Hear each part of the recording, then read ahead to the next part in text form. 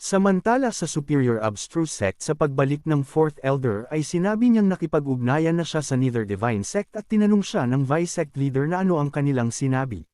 Sinabi ng Fourth Elder na tutulong ang Nether Divine Sect upang maalis si Ren Xing at ang kanyang mga tagasunod, ngunit may dalawa silang kondisyon. Una, nais nilang makuha si Bai Chao Chao. Tumugon ang Vice Sect Leader, walang problema kung ibibigay nila sa kanila si Bai Chao Chao, at ano naman ang pangalawang kondisyon. Napahawak sa biguti ang Fourth Elder bago sinabi na ang pangalawa ay kailangang na maging sakop na ang Superior Abstruse Sect sa Nether Divine Sect. Napasigaw ang Vice Sect Leader at sumagot na imposible daw ito. Ang kanilang Superior Abstruse Sect ay isang marangal at iginagalang, kaya paano sila magiging sakop ng isang masamang pangkat. Tumugon ang Fourth Elder na tunay na labis nga ang mga hinihingi nila, ngunit sa kalagayan nila ngayon.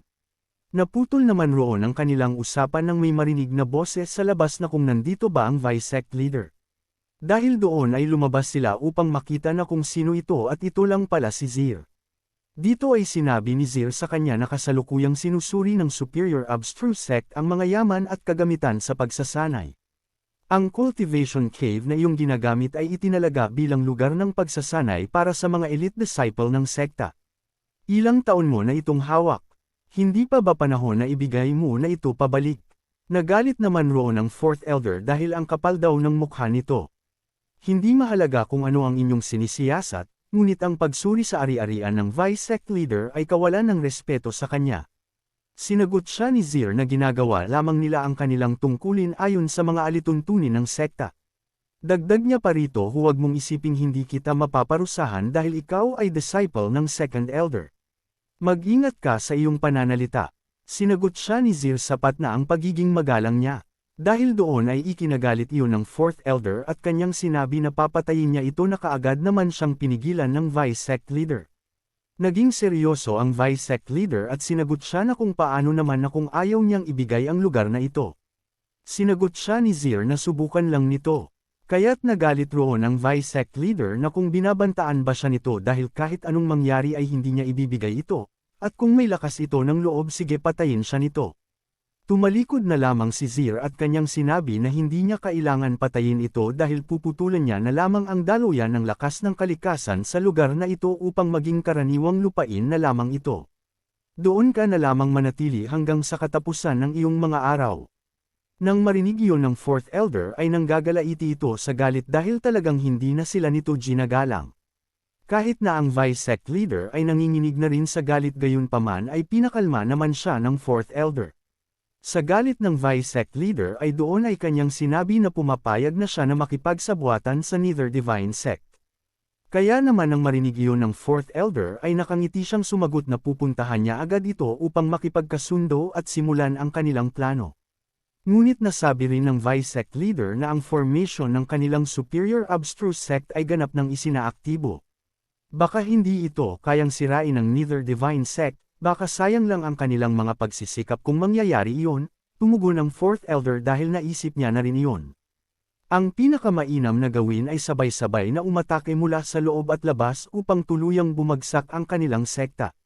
Pahabol pa ng Vice Sect Leader dahil kung sila lang dalawa ay napakahina nila, baka hindi man lang sila makaligtas sa isang hampas pa lamang ng Grand Elder. Nasabi naman din ng Fourth Elder na sa pagsusuri ng mga yaman ng sekta pinutol na rin ang daloy ng lakas patungo sa lihim na kaharian ng Tianlan.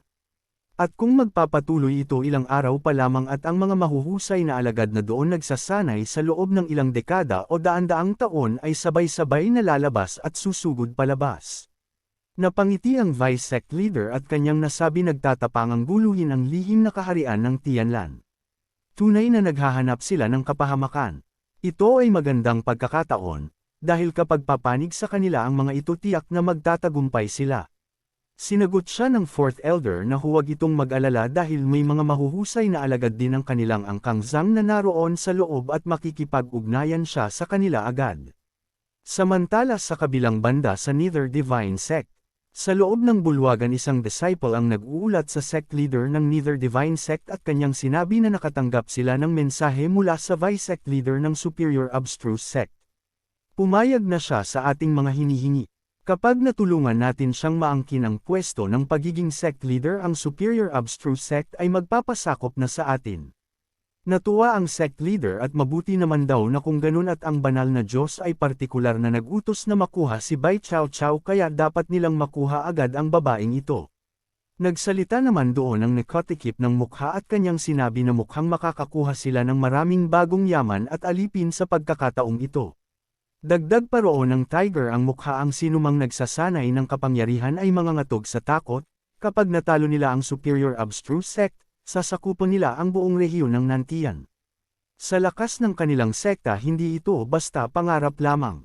Nang marinig iyon ng tauhan ni Ren Xing ay napaisip siya sa mga plano nila dahil naghahanap lang daw ang mga ito ng kamatayan. Dahil matagal na ni Ren Xing natuklasan ang kanilang sekta kaya nga siya pinadala dito.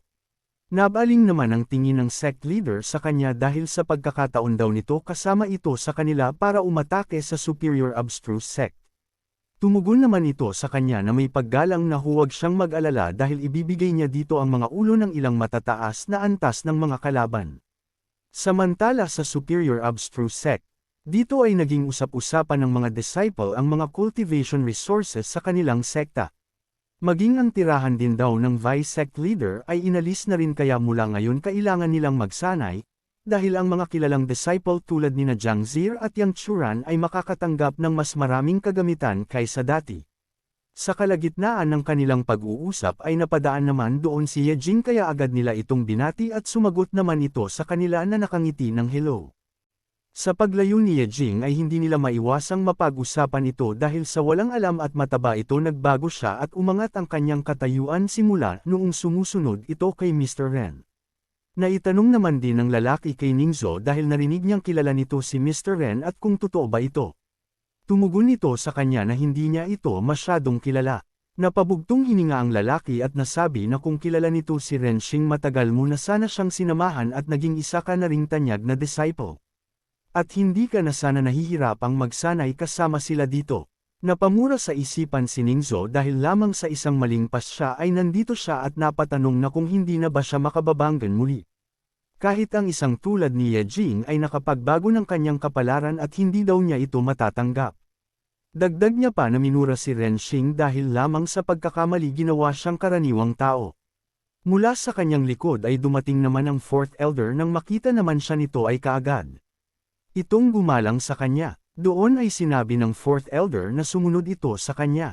Makalipas ang sandali ay dumating sila sa tahanan ng fourth elder at mula sa loob ay naisaad ng fourth elder bilang isang may likas na talino mula sa angkang Nangang. Naaalala ko noong pumasok ka pa lamang sa Superior Abstruse Sect ay mayroon kang magandang kakayahan. Bakit tila hindi gaanong umuunlad ang iyong pagsasanay nitong mga nakaraang panahon? Tumugon nito sa kanya na marahil ay hindi na kasing talas ang kanyang kakayahan. Ayon naman sa fourth elder dahil sa kanyang palagay si Ren Xing ang dahilan ng lahat ng ito. At kanyang sinabi na wala na siya ngayon ngunit ang gulo na kanyang idinulot sa kanilang sekta ay nananatili pa rin. Nang marinig iyon ni Ningzo ay kanyang itong ikinagulat. Ipinaliwanag ng fourth elder na nagalit niya ang isang supreme god at nagdulot ng napakalaking gulo. Napayuko sa ulo si Ningzo at napatanong na kung ano talaga ang dahilan bakit pinapunta siya rito. Doon ay diretsahan ng sinabi ng fourth elder na siya at ang vice sect leader ay nagpaplanong pabagsakin ang kasalukuyang sect leader na si Bai Chao Chao, at itatayo muli nila ang Superior Abstruse Sect sa kanilang sariling pamamaraan. Nagulat naman roon si Ningzo at kanyang sinabi na ito ay isang malaking pagtataksil sa sekta. Hindi naman iyon ikinabahala ng fourth elder at nakangiti niya lamang na sinabi tiyak ang kanilang tagumpay kaya wala siyang kinatatakutan. Hindi naman sinang-ayunan ni Fang Yunyan ang kanyang sinabi gayong nariyan pa rin daw ang Grand Elder ang haligi ng katatagan ng kanilang sekta. At sinagot lang siya nito na kaya niya nga ito hinanap. Dahil doon ay napatanong si Ningzo sa kanya na kung ang hinahanap ba nito ang kanilang pamilya Nangang. Tumugon ang fourth elder na tama ito. Ang kanilang dalawang angkan ang may pinakamaraming may kakayahang prodigy sa loob ng Tianlan Secret Realm.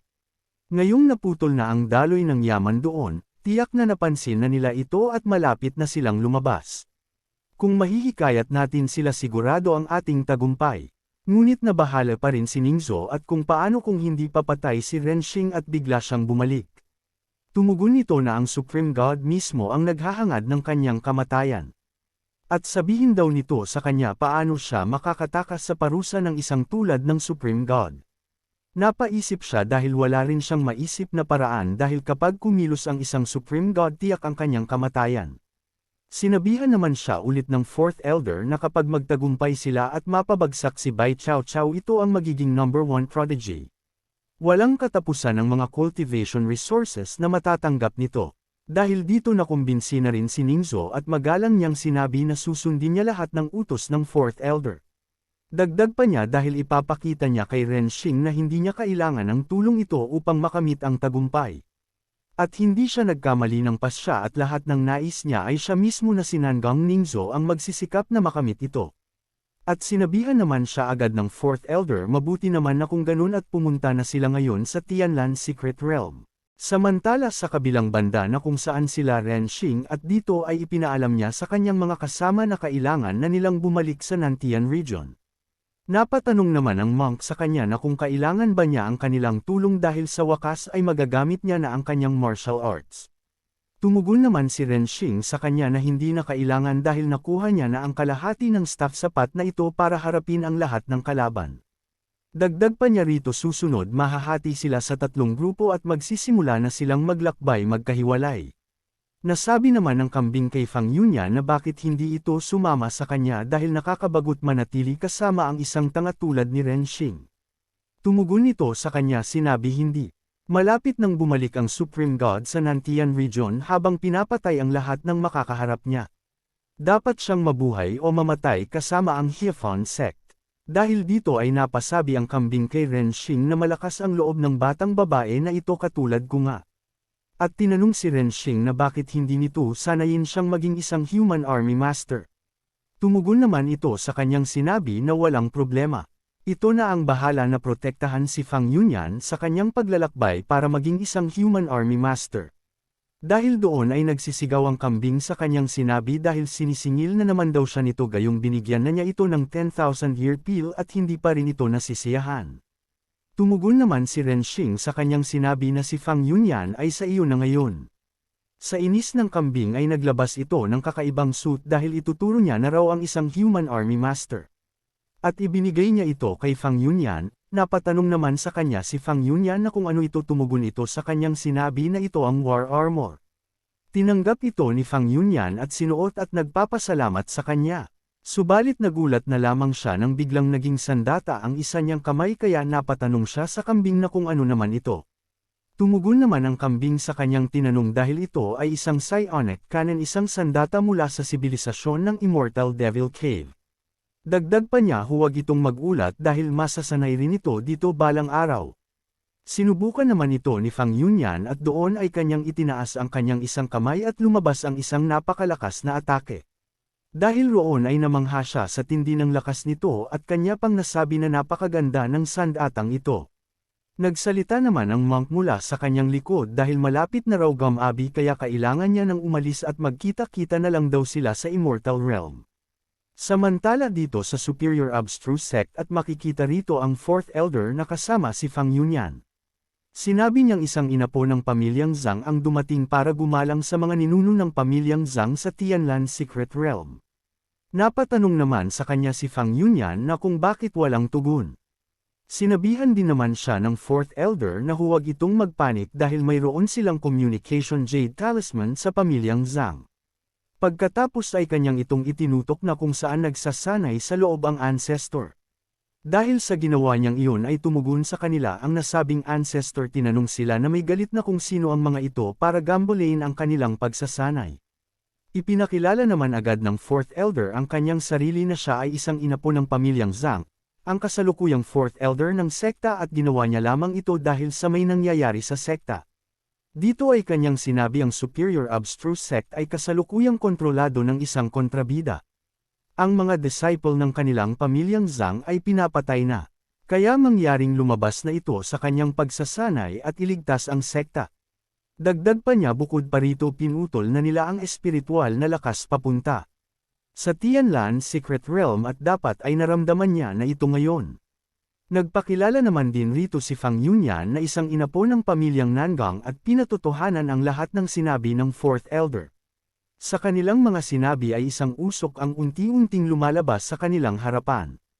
Kasunod nito ay agad nilang naramdaman ang napakalakas na pressure dahilan na kanilang ikinagulat. Makalipas ang sandali ay nagpakita ang dalawang ancestor na si Zhang Yangtian at si Nangang Po. Nang makita sila ay muling gumalang ang Fourth Elder at sinabihan siya ni Zhang Yangtian na ipaliwanag sa kanila ng detalyado ang sitwasyon. Ayon sa Fourth Elder, ang Superior Abstruse Sect ay kinukuha na ng isang traidor na nagngangalang Ren Xing. Ang lalaking ito ay mapagmataas at nakipagsanib sa Grand Elder para saktan ang maraming alagad ng kanilang pamilyang Zhang, at ibinigay pa niya ang posisyon ng sect leader sa isang batang babae na nagngangalang Bai Chao Chao na walang alam sa pagsasanay.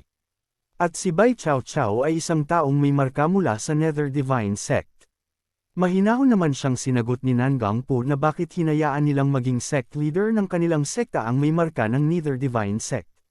Pahabol pa ng Fourth Elder, hindi lang naman ang Nether Divine Sect ang problema. Si Ren Xing ay labis na mapagmataas at hinamon pa ang Supreme God at hindi alam ng sinuman na kung buhay pa siya. Nang marinig naman ni Zhang Yangtian ang kanyang sinabi ay nagulat siya at napasabi na kung nababaliw na ba ang taong iyon. At kanyang sinabi na pangunahan nilang dalawa ang daan dahil lilinisin nila ang Superior Abstruse Sect. Subalit may nabanggit pa ang Fourth Elder na may isang bagay pa pala siyang sasabihin. Sinabihan naman siya ni Zhang Yangtian na huwag itong mag-alinlangan at sabihin na nito. Dito ay kanyang sinabi dahil kay Bai Chao Chao nakipag-ugnayan sila sa Nether Divine Sect ng maaga at nagpaplano na magtulungan mula sa loob at labas. Nang marinig naman ni Zhang Yangtian ang kanyang sinabi ay nagalit siya dahil isa daw itong malaking kalokohan. Ang Nether Divine Sect ay isang masamang sekta. Nagpaliwanag naman doon ang Fourth Elder dahil ang Grand Elder ay hindi na tulad dati at malakas na siya ngayon. Sinabihan naman siya ni Nangang Po na nahuwag na itong mag-alala dahil narito na sila at ngayong lumabas na sila mula sa pag-iisa, magkakaroon ng malaking pagbabago ang Superior Abstruse Sect. Dagdag pa rito ni Zhang Yangtian na umalis na sila at una nilang asikasuhin ay si Bai Chao Chao. Samantala na kung saan ang First Elder at si Bai Chao Chao at si Zir ay napatingin sila sa bundok ng Tianlan Secret Realm at nakaramdam na tila may paparating. Nasabi ni Zir na parang may nangyayari mula doon at ayon naman sa First Elder na tatakot siyang may masamang balak ang kanilang bisitang paparating at wala pa naman dito si Mr. Ren. Dagdag pa niya maghanda na sila para sa labanan. Nang makita naman ng Second Elder ang paparating ay kaagad niyang nakilala ang mga ito na ang mga dating batang henyo na nagsanay sa Tianlan Secret Realm. Sa kanilang paglapit ay nagtanong agad si Zhang Yangtian na kung sino dito si Bai Chao Chao. Sinagot naman siya ni Bai Chao Chao na anong meron. Dahil dito ay napatingin si Zhang Yangtian sa kanya at napasabi na talaga namang isang walang silbi at mangmang na batang babae ito. Nang dahil doon ay minura siya ni Bai Chao Chao at tinawag na matanda at tinanong na kung kumain ba ito ng tae dahil ang baho ng bibig nito. Kaya't nang marinig din iyon ni Zhang Yangtian ay nanginginig siya sa galit at sinabihan si Bai Chao Chao na ang lakas naman ng loob nitong murahin siya. Hindi naman roon nagpatalo si Bai Chao Chao at kung may lakas daw ito ng loob magkaroon sila ng paligsahan at tingnan nila kung sino ang mas magaling sa pagmumura. Naging seryoso si Zhang Yangtian at kanyang sinabi na isa itong malaking kalokohan, sino namang magpapaligsahan sa iyo sa pagmumura. Tingnan mo nga ang sarili mo. Mukha ka bang isang sect leader ng Superior Abstruse Sect? Nagsalita naman dito si Nangang Po at kanyang sinabi na sapat na ang mga walang kwentang usapan sa kanya. Mga kaibigan, makinig kayo. Kami ay mga dating batang henyo ng Superior Abstruse Sect. Ngunit tila wala man lang naririnig ang mga taong nasa kanyang harapan kaya napasigaw siya na kung mga bingi ba ang mga ito sila ay mga batang henyo mula sa Tianlan Secret Realm ng Superior Abstruse Sect. Tumugon naman si Zir sa kanyang sinabi na kung ano naman, na ikinagalit naman roon ni Zhang Yangtian at sinabing wala daw itong modo at mas mabuting tumahimik na lang. Pahayagan naman na sinabi ni Zir sa kanila na wala naman kayong posisyon sa Superior Abstruse Sect ngayon at bakit sila tatahimik. Sumabat naman doon ang Vice Sect Leader at dinuro-duro si Zir dahil talagang wala itong respeto sa mga senior ng Superior Abstruse Sect. Nagsaad si Zhang Yangtian dahil naabot na nila ang ganitong punto, hindi na siya mag-aaksaya pa ng salita sa mga ito. Fourth Elder ipahayag na nito ang kanilang desisyon. Dito ay sinabi ng Fourth Elder makinig ang lahat. Ang mga prodigy ng sekta sa Tianlan Secret Realm ay nagkasundo na tanggalin si Bai Chao Chao sa kanyang posisyon bilang sect leader ng Superior Abstruse Sect at pumili ng bagong karapat-dapat na kandidato. Nang marinig iyon ng Second Elder ay kanyang sinabi dahil isa itong malaking kalokohan. Ngunit sinagot lang siya nito na iyon ang napagkasundoan na desisyon ng mga prodigy mula sa Secret Realm. Mas mabuting pumili ka ng tamang panig. Hindi pa huli para makita mo ang iyong mga pagkakamali. Na ikinagalit naman roon ng Second Elder dahil ano daw ang pinagsasabi nitong pagkakamali. Nagpahayag naman ng First Elder dahil nakakatawa daw ito. Mga prodigy mula sa Secret Realm.